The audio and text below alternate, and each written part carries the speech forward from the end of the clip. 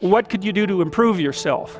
Well, let's step one step backwards. The first question might be, why should you even bother improving yourself? And I think the answer to that is something like, so you don't suffer any more stupidly than you have to. And maybe so others don't have to either. It's something like that. You know, like there's a real injunction at the bottom of it. It's not some casual self-help doctrine. It's that if you don't organize yourself properly, you'll pay for it, and in a big way, and so will the people around you. Now, and you could say, well, I don't care about that, but that's actually not true. You actually do care about that, because if you're in pain, you will care about it. And so you do care about it, even if it's just that negative way, you know. It's very rare that you can find someone who's in excruciating pain who would ever say, well, it would be no better if I was out of this.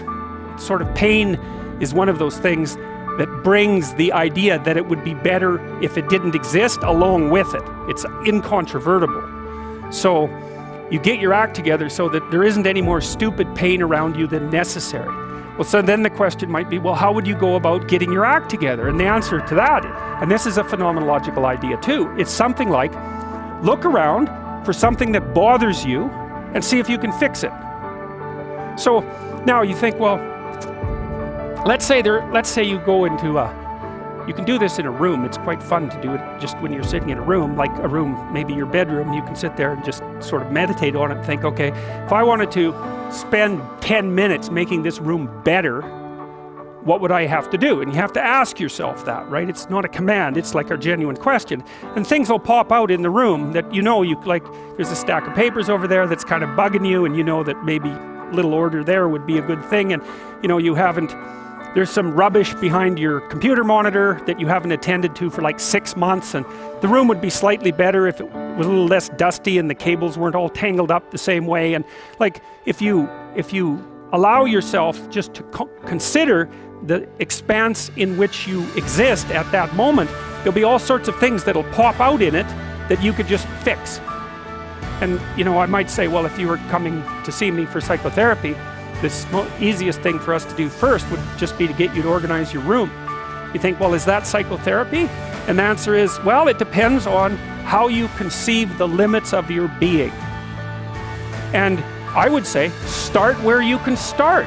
You know, if something announces itself to you, which is a strange way of thinking about it, as in need of repair, that you could repair, then hey, fix it. You fix 100 things like that, your life will be a lot different. Now, I often tell people too, fix the things you repeat every day, because people tend to think of those as trivial, right? You get up, you brush your teeth, you have your breakfast, you know, you have your routines that you go through every day. Well, those probably constitute 50% of your life. And people think, well, they're mundane, I don't need to pay attention to them. It's like, no, that's exactly wrong. The things you do every day, those are the most important things you do. Hands down. All you have to do is do the arithmetic. You figure it out right away. So 100 adjustments to your broader domain of being, and there's a lot less rubbish around, and a lot fewer traps for you to step into. And so that's in keeping with Jung's idea about erasing once you've got your mind and your emotions together, and once you're acting that out, then you can extend what you're willing to consider yourself and start fixing up the things that are part of your broader extent. Now, sometimes you don't know how to do that. So you might say, imagine you're walking down Bloor Street and there's this guy who's like alcoholic and schizophrenic and has been on the streets for 10 years. He sort of stumbled towards you and, you know, incoherently mutters something. That's a problem. And it would be good if you could fix it, but you haven't got a clue about how to fix that. You just walk around that and go find something that you could fix, because if you muck about in that, not only is it unlikely that you'll help that person, it's very likely that you'll get hurt yourself.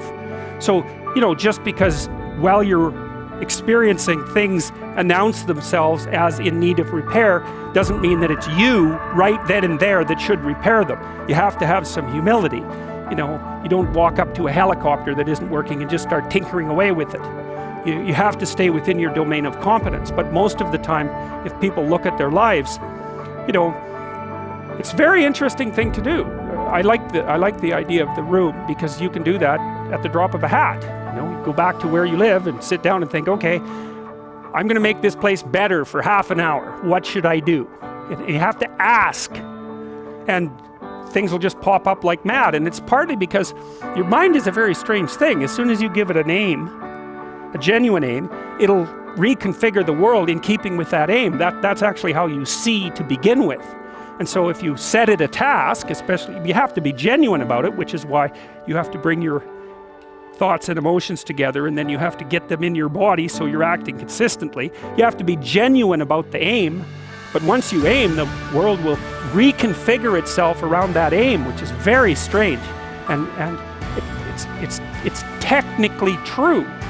You know, the best example of that, you have all seen this video where you watch the basketballs being tossed back and forth between members of the white team versus the black team, and while you're doing that, a gorilla walks up into the middle of the video and you don't see it. It's like, you know, if you thought about that experiment for about 5 years, that would be about the right amount of time to spend thinking about it. Because what it shows you is that you see what you aim at.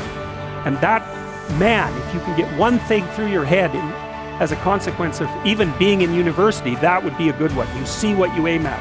And so, because one inference you might draw from that is, be careful what you aim at.